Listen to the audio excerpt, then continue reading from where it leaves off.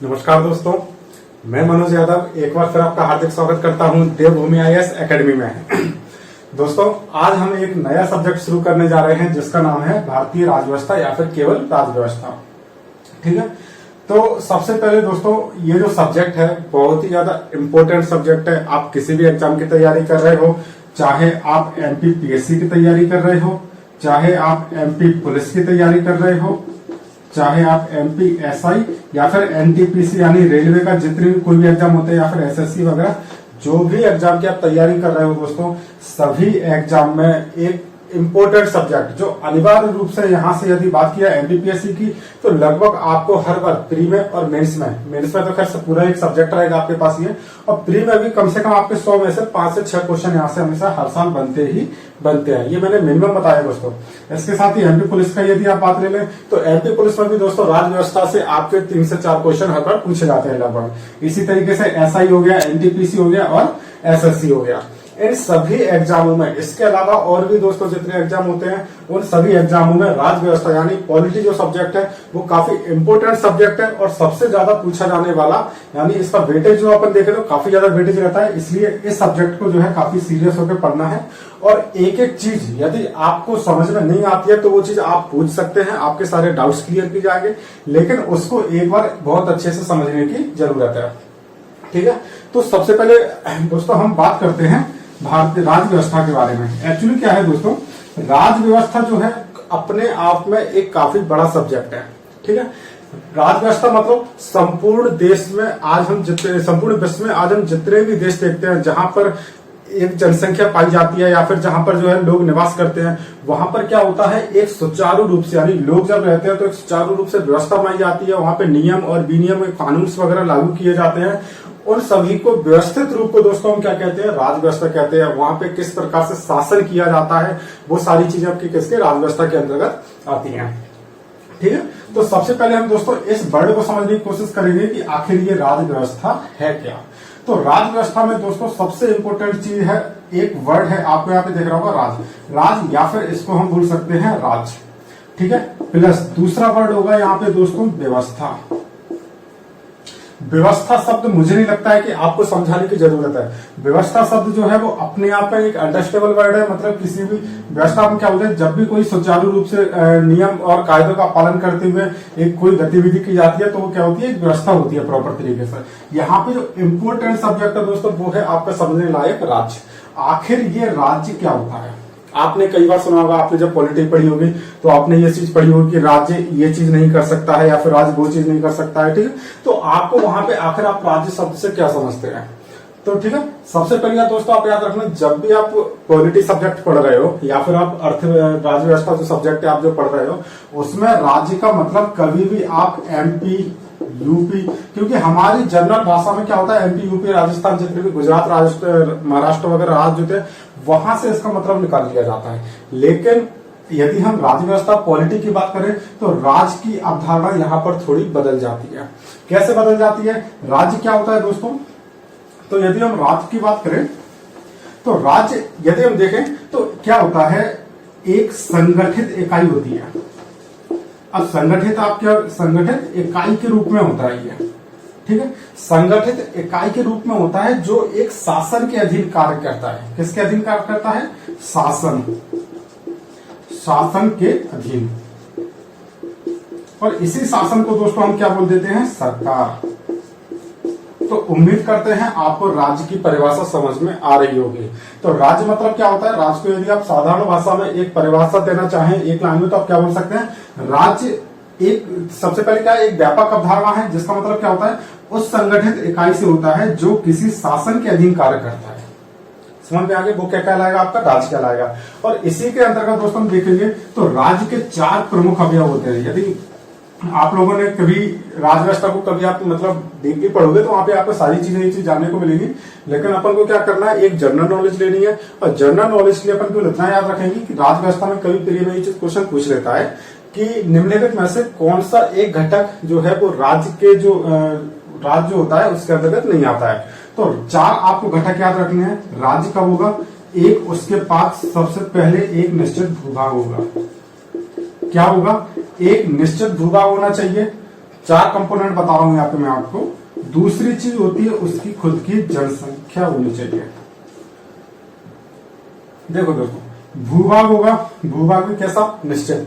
अनिश्चित भूभाग की बात नहीं कर रहा हूं। ऐसा नहीं है कि कोई भी जंगल हो और वहां पे मतलब पता चला आज यहाँ पे निवास कर रहे हैं, कल वहां पे निवास कर रहे हैं। यदि आप बात करें, यदि इतिहास में आप पहले के प्राचीन इतिहास की बात करें तो प्राचीन इतिहास में आपको पता है जो लोग हैं वो कबीले के रूप में संगठित हुआ करते थे। किसके रूप में, कबीले के रूप में संगठित हुआ करते थे। और कबीले क्या करते थे, एक स्थान से या दूसरे स्थान तक वहां पे अपना विचरण करते रहते थे और जहां उनको खाने पीने को मिल जाता था वहीं पे वो निवास करने लगते थे। यानी उनका भूभाग जो है वो निश्चित नहीं रहता था। आज पता चला इस क्षेत्र में है, कल जाके वो दूसरे क्षेत्र में रहेंगे। तो राज्य के लिए क्या होना चाहिए, एक निश्चित भूभाग होना चाहिए। जैसे उदाहरण के लिए हम भारत की बात करें तो भारत का एक निश्चित भूभाग है या नहीं है। यदि हम संपूर्ण पृथ्वी की बात करें तो संपूर्ण पृथ्वी में एशिया है और एशिया के अंदर क्या है, भारत है। तो भारत हमारा क्या है, एक निश्चित भूभाग हो जाएगा। ठीक है, इसी के आगे देखेंगे तो दूसरा फैक्ट होता है, वो होता है आपकी जनसंख्या। यानी भूभाग तो हो गया, अब उस पर आपकी जनसंख्या भी होनी चाहिए। ऑब्वियसली बात है, जब भूभाग रहेगा तो जनसंख्या तो रहेगी रहेगी। ठीक है, तीसरी चीज जो है दोस्तों वो है आपका सरकार, या फिर इसी को हम बोलते हैं शासन। यानी वहां पर आपकी एक सरकार होनी जरूरी है, वहां पर आपका एक शासन होना जरूरी है। यानी जब आपके पास भूभाग होगा, वहां पे रहने के लिए लोग होंगे, जनसंख्या होंगे, तो सीधी सी बात है उन जनसंख्या को आपस में सुचारू रूप से एक व्यवस्था बनाए रखने के लिए क्या होना चाहिए, एक शासन होना चाहिए, या फिर उसी को अपन बोलते हैं एक सरकार होनी चाहिए। चौथा सबसे इंपॉर्टेंट जो फैक्टर होता है वो होता है दोस्तों संप्रभुता। संप्रभुता क्या होती है, संप्रभुता दोस्तों सबसे इंपॉर्टेंट फैक्टर। राज्य की यदि आप अवधारणा को पढ़ रहे हैं तो राज्य की अवधारणा में जो सबसे इंपॉर्टेंट है संप्रभुता। आपको निश्चित भूभाग मिल जाएगा, जनसंख्या मिल जाएगी और सरकार भी मिल जाएगी। लेकिन यदि आपको संप्रभुता नहीं मिली तो आप राज्य की जो अवधारणा है उसको फुलफिल नहीं कर पाएंगे। तो सबसे इंपॉर्टेंट फैक्ट क्या रहेगा इसमें, संप्रभुता रहेगी। अब संप्रभुता होती क्या है आकर, तो आपको दोस्तों पता होगा संप्रभुता का यदि सीधा सा मतलब निकाले तो उसका मतलब होता है कि बिना किसी बाह्य दबाव के, यानी बिना किसी बाह्य दबाव के अपने आंतरिक और बाह्य मामलों में स्वतंत्र रूप से निर्णय लेना ही क्या कहलाती है, आपकी संप्रभुता कहलाती है। मतलब यदि हम बात करें भारत देश की, बात आती है भारत देश संप्रभु है या नहीं है। ठीक है, तो क्या ये बात आप लोग भी सोच सकते हैं, क्या आज के समय में भारत देश संप्रभु देश है? हाँ बिल्कुल है, संप्रभु देश। कैसे आप समझ सकते हैं, क्योंकि आप जो भी आप अंतरराष्ट्रीय आप घटनाएं देखते होंगे, अंतरराष्ट्रीय घटनाओं जैसे आप मान के चलो, अभी अपन एग्जांपल ले लेते हैं इंडिया पाकिस्तान का। इंडिया पाकिस्तान, आपको पता होगा भारत और पाकिस्तान के बीच में अभी जम्मू कश्मीर विवाद चल रहा था कि नहीं चल रहा था। तो जम्मू कश्मीर विवाद जो चल रहा था वो किस पे चल रहा था, वो बेसिकली चल रहा था पीओके वाले क्षेत्र पर, यानी पाक ऑक्यूपाइड कश्मीर। तो पाक ऑक्यूपाइड कश्मीर में क्या हुआ था दोस्तों, पाकिस्तान जो है वो कहाँ गया था या फिर कहाँ जाने की धमकी दे रहा था, वो दे रहा था यूनाइटेड नेशन में जाने की धमकी। यानी वो ये बोल रहा था कि यदि भारत ने पीओके जो वाला क्षेत्र है वो अगर पाकिस्तान को नहीं दिया तो वो कहाँ जाएगा, यूनाइटेड नेशन जाएगा। और इसी बीच में आपने खबर सुनी होगी कि अमेरिका के जो राष्ट्रपति थे कौन, डोनाल्ड ट्रंप ने भी इसके बीच में मध्यस्थता करने की कोशिश की थी कि वह जम्मू कश्मीर को लेकर भारत और पाकिस्तान के बीच में एक मध्यस्थता बना सके।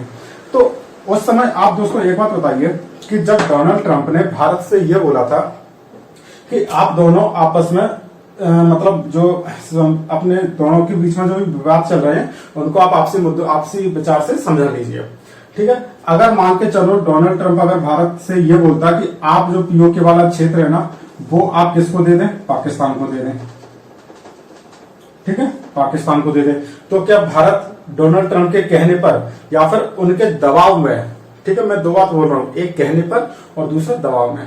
कहना मतलब नॉर्मली जो कहता है, और दबाव मतलब उस पर दबाव बनाया जाए भारत के ऊपर कि नहीं आपको जबरदस्ती जो पीओके वाला क्षेत्र है पाकिस्तान को देना ही पड़ेगा।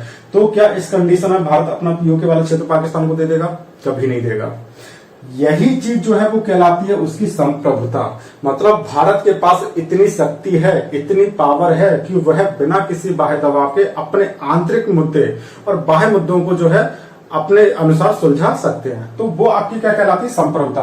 और किसी भी देश को राज्य की अवधारणा पूरा करने के लिए संप्रभु होना बहुत जरूरी है। यदि देश संप्रभु नहीं होगा, वो राज्य यदि वो भूभाग अगर मान के चलो वहां पर जो शासन है वो संप्रभु नहीं होगा तो फिर वो राज्य की अवधारणा को फुलफिल नहीं कर पाएगा। ठीक है, यदि बात की जाए एक एग्जाम्पल के थ्रू देखें तो 1947 यानी 1947 से, यानी उससे पहले जब हमारा भारत देश आजाद नहीं हुआ था दोस्तों, तो हमें पता है कि उस समय क्या हमारे पास संप्रभुता थी? नहीं थी। यानी उस समय जब संप्रभुता नहीं थी तो क्या हमारे पास एक राज्य का स्टेटस था? राज्य का स्टेटस था, लेकिन वो किस तरीके से था? वो था एक ब्रिटेन के अधीन, यानी ब्रिटेन का एक उपनिवेश कहलाते थे। लेकिन हमारे पास स्वतंत्र रूप से एक राज्य का दर्जा नहीं था। हमारे पास स्वतंत्र रूप से राज्य का दर्जा तभी आएगा जब हमारे पास संप्रभुता होगी। ठीक है, तो आपको पता होगा कि 1947 से पहले हमारे पास निश्चित भूभाग था, जनसंख्या थी, सरकार थी। सरकार की बात करें तो आपको पता होगा 1937 में प्रांतीय चुनाव हुए थे दोस्तों। कौन से चुनाव हुए थे? प्रांतीय चुनाव हुए थे। और प्रांतीय चुनाव में आपको पता होगा नेहरू ने जो है वो सरकार बनाई थी। यानी उस समय आप बात करो तो सरकार भी भारत के पास आ चुकी थी, भूभाग पहले से था, जनसंख्या थी, सरकार थी। लेकिन उस समय क्या नहीं थी? संप्रभुता नहीं थी। अगर उस टाइम पे संप्रभुता होती तो क्या जवाहरलाल नेहरू हमारे भारत देश को स्वतंत्र घोषित नहीं कर पाते? जरूर करते। लेकिन हमारे पास चूंकि संप्रभुता नहीं थी, इसलिए हम अपने आप को स्वतंत्र घोषित नहीं कर पाए।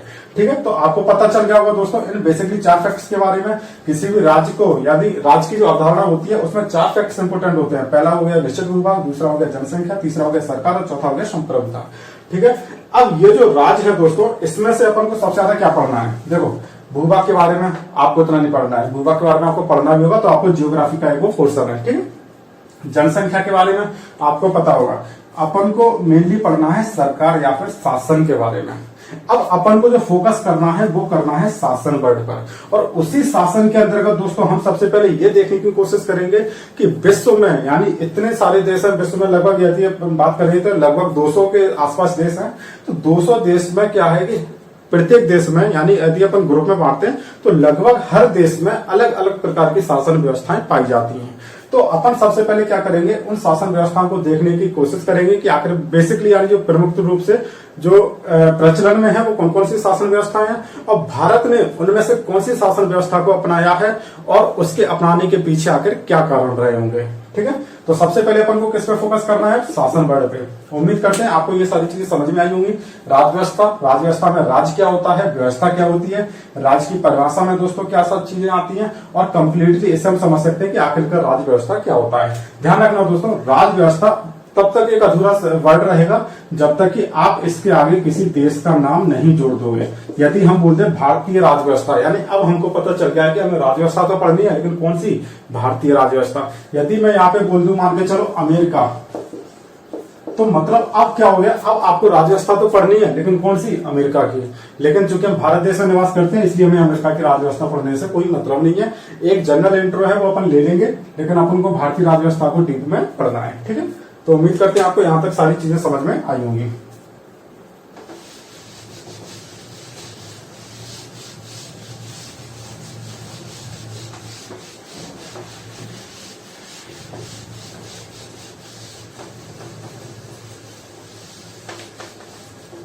ठीक है दोस्तों, तो हम थे कहां पर? शासन पर। हमने आपको 4 फैक्टर बताए थे, और 4 फैक्टर में सबसे ज्यादा जो अपन को डिस्कस करना था वो किसके ऊपर करना था? शासन के ऊपर। आखिर ये शासन क्या होता है? शासन को ही दोस्तों हम कभी कभी क्या बोल देते हैं? सरकार।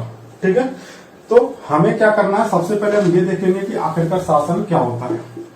देखो, एक हमने बोला निश्चित भूभाग होगा, ठीक है, वहां पर एक निश्चित जनसंख्या भी होगी। ठीक है, और जनसंख्या को आपस में क्या है, जिससे कि आपस में लड़े झगड़े ना। आपने देखा होगा जो पिछले, यदि आपने इतिहास में थोड़ा पढ़ा हुआ, तो पहले क्या होता था, लोग खानाबदोश होते थे। खानाबदोश मतलब खाना की तलाश में एक स्थान से दूसरे स्थान तक भटकते थे।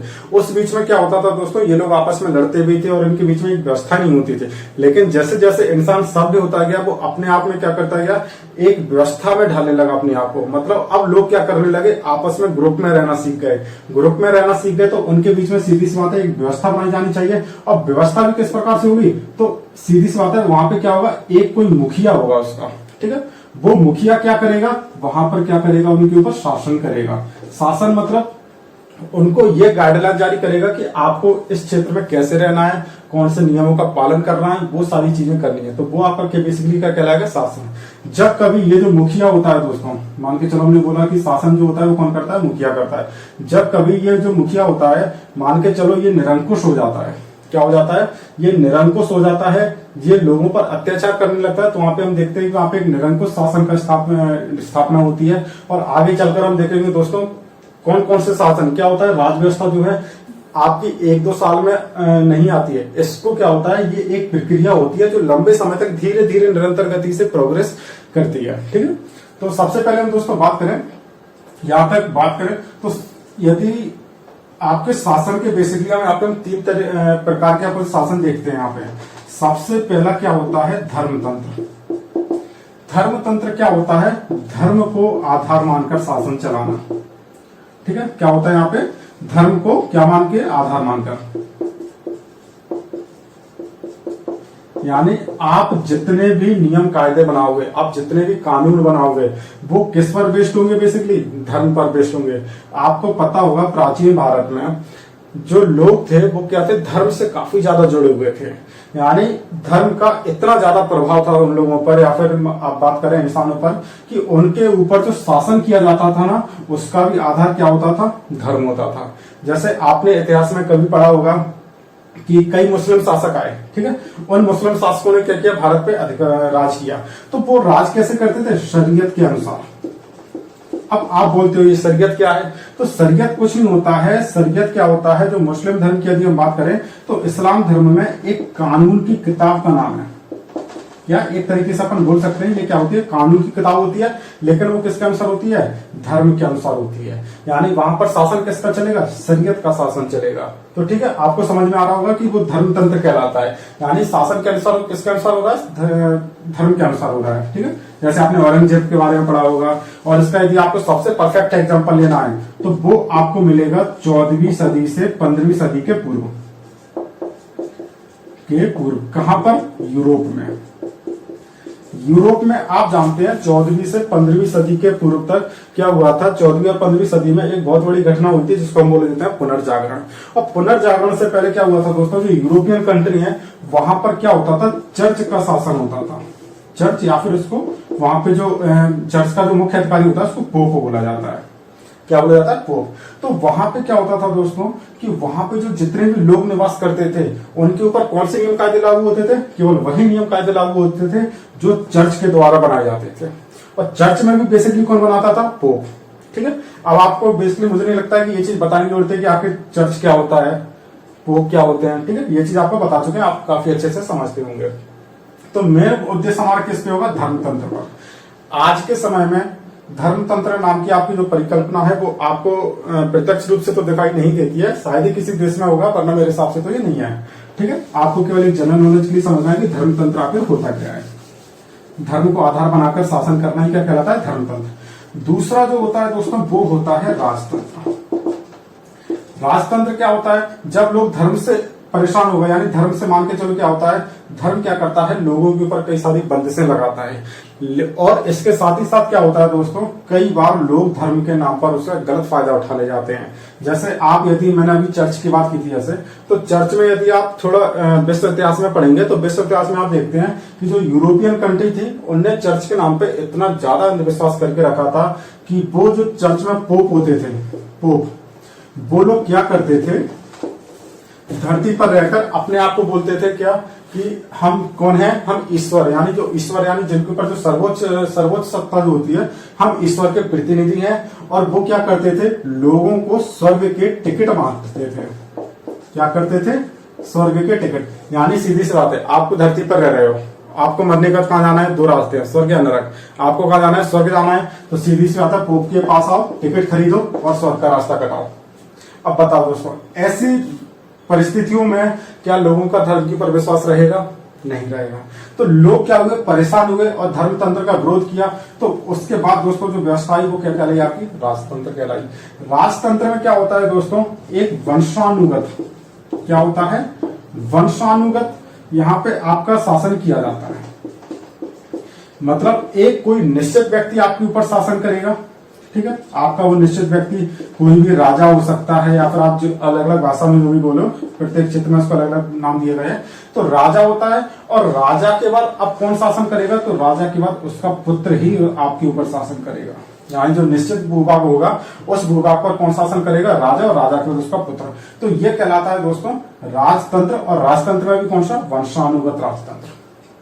समझ में आ गया। यानी वंश के आधार पर यहाँ पे दोस्तों क्या हो रहा है, शासन हो रहा है। शासन किसके द्वारा होता है, राजा के द्वारा। और राजा भी कैसा होगा दोस्तों, तो वंशानुगत होगा। आगे चल के दोस्तों हालांकि हम देखेंगे यहाँ पे क्या होता है, वंशानुगत राजतंत्र की जगह आपने 16 लगभग मान के चलो 1688 के समथिंग इंग्लैंड में एक क्रांति होती है जिसको अपन बोलते हैं गौरवमयी क्रांति। इंग्लैंड की क्रांति में क्या हुआ था, लोग इसी राजतंत्र से परेशान होकर वहां के लोगों ने क्या किया, विद्रोह कर दिया। और विद्रोह कर दिया तो वहां पर हुई क्रांति। क्या हुई, वहां पर क्रांति हुई है। और उस क्रांति के परिणाम स्वरूप क्या हुआ दोस्तों, वहां पर ये जो राजतंत्र वाला कॉन्सेप्ट था, वंशानुगत राजतंत्र तो रहेगा, यानी राजतंत्र तो रहेगा, लेकिन वो अब कैसा हो जाएगा, संसदीय राजतंत्र। संसदीय राजतंत्र। हालांकि आपके लिए ये वर्ड संसद क्या होता है, नया वर्ड आया है। आने वाले समय में आपको ये चीजें एकदम क्लियर होती चलेंगी कि संसदीय राजतंत्र होता क्या है। संसद को आप नॉर्मली अभी एक संक्षेप में समझ लीजिए। संसदीय राजतंत्र क्या होता है, संसद में आपके बेसिकली दो भवन होते हैं, एक होता है लोअर हाउस, एक होता है अपर हाउस। ठीक है, यहाँ पर कौन बैठे होते हैं, तो यहाँ पर दोस्तों बैठे होते हैं जनप्रतिनिधि। कौन, जनप्रतिनिधि। जनप्रतिनिधि मतलब अब इनका जो संसद पर अधिकार किसका होगा, जनता का अधिकार होगा। जनता जिसको चुनेगी वो कहां जाएगा, संसद में। और संसद के द्वारा नियम कायदे बनाए जाएंगे और उन्हीं नियम कायदों को लागू किया जाएगा दोस्तों। ये जो राजा होता है यहाँ पे, वंशानुगत राजा जिसको हमने बोला है, उसके द्वारा। या फिर यदि हम बात करें ब्रिटेन की, ये बेसिकली जो जो संसदीय राजतंत्र वाला कॉन्सेप्ट है, ये कहाँ पे है, ब्रिटेन में। कहाँ पे होगा दोस्तों, ये ब्रिटेन में। कब आया, तो 1688 की जो क्रांति हुई थी, 88-68, इसको थोड़ा कंफर्म कर लेंगे। तो उसके बाद यहाँ पे कहा, ब्रिटेन में ये राजतंत्र आया था। ठीक है, तो यहाँ पे क्या होता है, संसद होता है। संसद में कौन होते हैं, जनता के प्रतिनिधि होते हैं। इनके द्वारा कानून बनाए जाते हैं और कानून को लागू किया जाता है वहां के राजा के द्वारा। यानी राजा को इतनी भी पावर वहां पे नहीं दी गई है कि वो खुद के नियम बना के लागू कर सके। नाम मात्र का राजा रहेगा, जैसे अपने यहाँ पे राष्ट्रपति है। ठीक है, लगभग आप उसी से तुलना कर सकते हैं। कहने को राजा है, जिसको अपन बोलते हैं क्राउन का शासन। बोले आपने नाम सुना होगा क्राउन। तो राजा वहां पे रहेगा, लेकिन उसके नियम कायदे नहीं रहेंगे। नियम कायदे वही लागू करेगा जो वहां पर कौन बोलेगी, वहां की संसद बोलेगी। ठीक है, जब आप विश्व इतिहास में इस चीज को आप डीपली पढ़ेंगे, इंग्लैंड की क्रांति को, तो आपको और ज्यादा चीजें समझ में आएंगी अच्छे से। मेरा यहाँ पे जो मकसद है वो आपको ये समझाना है आखिर ये राजतंत्र क्या होता है। उम्मीद करते हैं आपको ये राजतंत्र यहाँ पे समझ में आ जाएगा। राजतंत्र में भी दो चीजें, एक वंशानुगत राजतंत्र और दूसरा होगा आपका संसदीय राजतंत्र। ठीक है दोस्तों, आगे चलते हैं। यहां तक सारी चीजें क्लियर है।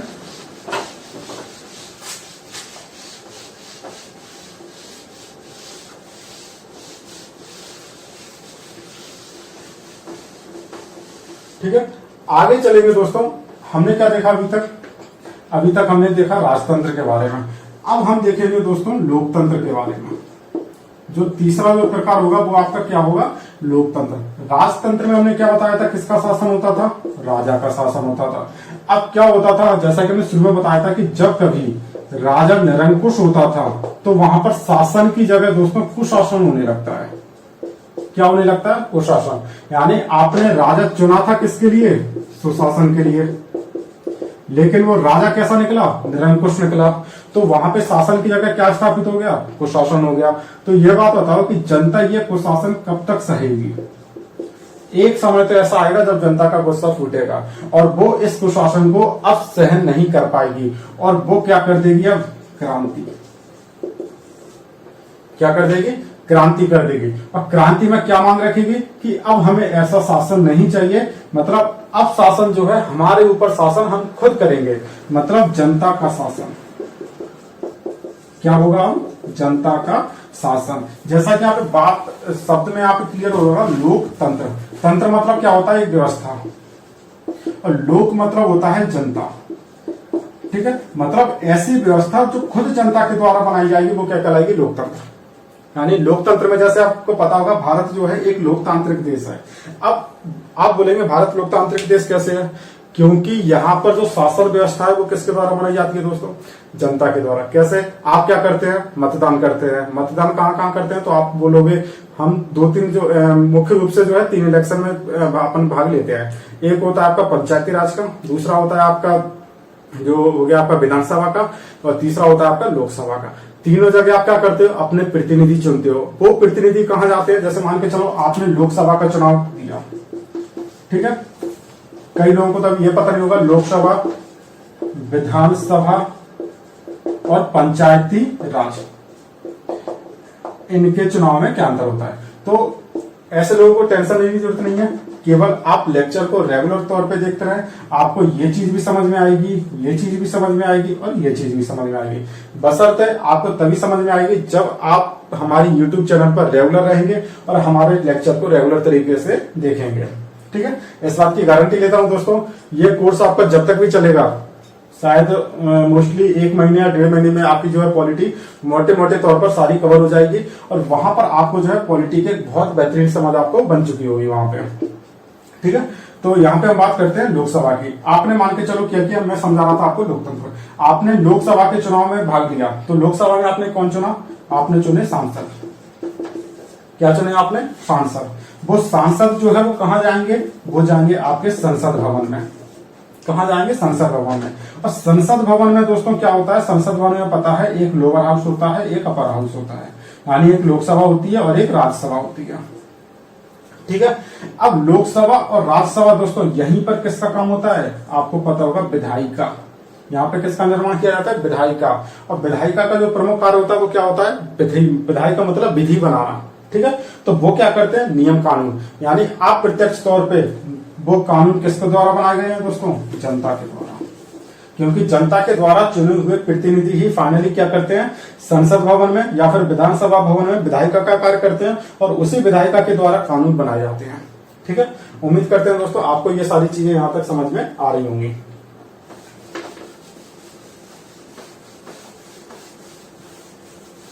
ठीक है। अब आप धर्मतंत्र समझ चुके हैं अच्छे से, राजतंत्र समझ चुके हैं, लोकतंत्र भी आप समझ चुके हैं। अब आपको बेसिकली लोकतंत्र समझ चुके हैं। अब सबसे इंपॉर्टेंट चीज जो आपके सिलेबस में है, आपको जो पढ़ना है, आपको पढ़ना है लोकतंत्र। तो यहाँ पे हम देखेंगे कि आखिर लोकतंत्र के कौन कौन से प्रकार होते हैं, यहाँ पे कितने प्रकार के लोकतंत्र होते हैं, ठीक है। तो यदि हम लोकतंत्र की बात करें दोस्तों, तो लोकतंत्र में यहाँ पर 2 प्रकार की, यदि मुख्य रूप से बात करें तो यहाँ पे आपके 2 प्रकार के लोकतंत्र देखने को मिलता है। एक होता है प्रत्यक्ष, एक होता है अप्रत्यक्ष। प्रत्यक्ष लोकतंत्र जो है वो क्या होता है, मतलब जब किसी देश की जनता के द्वारा प्रत्यक्ष रूप से वहां के शासन, जो वहां पे जो विधि निर्माण होता है वहां पे भाग लिया जाता है, तो वह प्रत्यक्ष लोकतंत्र कहलाता है। जैसे इसका एग्जांपल आप देखना चाहो तो वो होता है स्विट्जरलैंड। स्विट्जरलैंड में क्या होता है दोस्तों, प्रत्यक्ष लोकतंत्र किया जाता है। प्रत्यक्ष लोकतंत्र के लिए ध्यान रखना दोस्तों, क्या होता है, एक भूभाग पर बहुत कम जनसंख्या होनी चाहिए। यदि कम जनसंख्या होगी तो वो क्या करेगी, प्रत्यक्ष रूप से अपनी जो विधि निर्माण है उसमें भाग ले सकती है। अप्रत्यक्ष लोकतंत्र में क्या होता है, यहाँ पे जो जनता होती है वो अपने प्रतिनिधि को चुनती है। किसको चुनती है, प्रतिनिधि को चुनेगी। और वो जो प्रतिनिधि है वो क्या करेंगे, किसी संसद भवन में जाके नियम बनाएंगे, नियम कायदे बनाएंगे, और वहां पे जाके क्या होगा, विधि का निर्माण किया जाएगा। तो वो आपका कहलाएगा प्रत्यक्ष अप्रत्यक्ष लोकतंत्र, जो कि आपको भारत में देखने को मिलता है, ठीक है। तो लोकतंत्र आपको बेसिकली मोटे तौर पे 2 प्रकार के, एक प्रत्यक्ष लोकतंत्र और अप्रत्यक्ष। आप समझ गए होंगे कि प्रत्यक्ष लोकतंत्र क्या होता है, अप्रत्यक्ष। इसका एग्जांपल देखना चाहो तो स्विट्जरलैंड में जो चुनाव होते हैं वो प्रत्यक्ष लोकतंत्र के द्वारा होते हैं। मतलब वहां पे मान के चलो आपकी 100 लोगों की जनसंख्या है, ठीक है, हालांकि आपका कम लिया मैंने, लेकिन एग्जांपल के रूप में मान के चलो 100 लोगों की जनसंख्या, तो वहां पे क्या किया जाएगा, प्रत्येक लोग से, यानी जो वहां की प्रत्येक जनसंख्या होगी उससे नियम बनाते समय उससे सलाह मशवरा लिया जाएगा, या फिर वहां पे उनके द्वारा क्या किया जाएगा, प्रत्यक्ष तौर पर चुनाव करवाए जाएंगे। अप्रत्यक्ष में क्या होता है दोस्तों, यहाँ पे क्या होता है कि जैसे हमारे देश की जनसंख्या आज के समय 135 करोड़ है लगभग, तो क्या 135 करोड़ लोगों से ये पूछना संभव है कौन सा कानून बनना चाहिए, कौन सा नहीं बनना चाहिए, नहीं है। तो क्या होता है दोस्तों, यहाँ पर क्या होता है, रिप्रेजेंटेटिव इलेक्शन होते हैं। यानी इसमें से क्या होता है, लोग अपने रिप्रेजेंटेटिव को चुनते हैं, और वो रिप्रेजेंटेटिव क्या करते हैं, आपके यहाँ पे विधि और नियम कानून वगैरह बनाते हैं, ठीक है। आपको ये चीज सारी चीजें समझ में आ रही होंगी। तो आपने क्या किया, यहाँ पे 2 चीजें समझनी, एक होता है नियम, एक होता है कानून। यानी नियम या कानून आपने समझे हैं, तो नियम या कानून तो बना रहे हैं कौन, आपके प्रतिनिधि, आपने जो भी चुने हैं वो, लेकिन उन नियम कानून को आप रखोगे कहाँ पे, तो आप उनको रखोगे एक कहीं दस्तावेज में, रखोगे कि नहीं रखोगे, एक दस्तावेज में आपके लिखित होंगे। जैसे मान के चलो आप कोई भी कार्य करते हैं, आप अपने प्रैक्टिकली लाइफ में ले लीजिए, आपने किसी को मान के चलो कोई पैसे दिए, उधार दिए, तो आप उससे क्या डिमांड करते हैं, आप मुझे लिखित में दो। रखते हैं कि नहीं रखते हैं, आप मुझे क्या दो, लिखित में दो। तो सीधी सी बात है, जब जो नियम कानून बनाए गए हैं किसके द्वारा, हमारे द्वारा, तो इसकी क्या गारंटी है कि आप उसको आगे जाके हमें देंगे। तो सीधी सी बात है, आप उसकी हमें लिखित गारंटी दो। और उसकी लिखित गारंटी कहां पे दी जाती है दोस्तों, एक दस्तावेज में। वो जो दस्तावेज होता है दोस्तों, वही दस्तावेज आपका कहलाता है संविधान। क्या कहलाता है, संविधान कहलाता है। ये एक मौलिक दस्तावेज होता है दोस्तों, ध्यान रखना। मौलिक मतलब ये सभी लोगों के लिए होता है। जैसा कि यहाँ पे है संविधान, इसको यदि हम अलग करें तो सम प्लस विधान। विधान का मतलब होता है नियम, मतलब ऐसे नियम जो सभी के लिए समान है। क्या, ऐसे नियम जो सभी के लिए समान है, वो आपका क्या कहलाएगा, संविधान।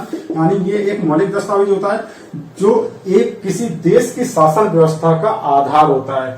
आपको यदि किसी देश में शासन व्यवस्था चलानी, जैसे मान के चलो हम बात करें भारत की, भारत में यदि शासन व्यवस्था चल रही है तो वो किसके आधार पर चल रही है, एक रूल्स एंड रेगुलेशन के आधार पे। और वो आपके रूल्स एंड रेगुलेशन कहां पे लिखे गए हैं, आपके संविधान में लिखे गए हैं दोस्तों। कहां पे, संविधान में लिखे गए हैं। यानी अब जो यहाँ पे इंसान निवास करता है या फिर जो यहाँ पे नागरिक निवास करेगा, वो इस संविधान से ऊपर नहीं हो सकता है। चाहे वो नागरिक कोई भी बना रहे, लेकिन वो इस संविधान से यदि ऊपर होगा तो सीधी सी बात है, उसके लिए दंड का प्रावधान किया जाएगा। तो हमें दोस्तों क्या करना है, हमें इसी संविधान पर सबसे ज्यादा फोकस करना है। हमें इस संविधान को सबसे ज्यादा डीप में पढ़ना है। ठीक है, यहां तक आपको समझ में आ गया होगा दोस्तों। ठीक है,